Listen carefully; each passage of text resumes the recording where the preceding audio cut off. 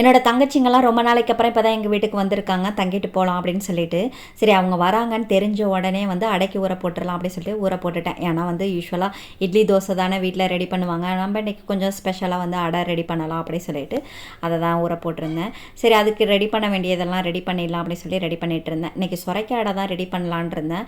ஆனால் என்னோட நேரம் என்னமோ தெரில, சுரைக்காய் கிடைக்கல. சரி பரவாயில்ல அப்படின்னு சொல்லிட்டு ப்ளைன் அடையாக ரெடி பண்ணிடலாம் அப்படின்னு சொல்லிட்டு ரெடி பண்ணிவிட்டேன். அதில் ஒருத்திக்கு வந்து வெங்காயம் போட்டால் பிடிக்காது, அதனால் அவளுக்கு மட்டும் வந்து மாவை எடுத்து வச்சுட்டு அதுக்கப்புறம் மீதம் இருக்கிற மாவில் வந்து வெங்காயம் போட்டுக்கலாம் அப்படி சொல்லி போட்டுக்கிட்டேன். இதுக்கு வந்து தேங்காய் சட்னி ரெடி பண்ணிக்கலாம் அப்படி சொல்லிட்டு அதையும் ரெடி பண்ணியாச்சு. ஃபஸ்ட்டு வந்து வெங்காயம் இல்லாத தோசை ஊற்றிக்கலாம் அப்படி சொல்லி ஊற்றிட்டு இந்த சைடில் வந்து வெங்காய தோசையும் ஊற்றிக்கலாம் அப்படி சொல்லிட்டு ஊற்றிக்கிட்டேன்.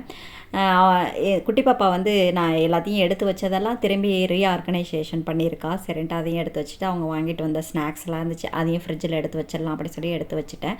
சட்னியெல்லாம் ஆட்டி அதுக்கப்புறம் எல்லாருக்கும் சாப்பிடவும் கொடுத்துடலாம் சொல்லி கொடுத்தாச்சு.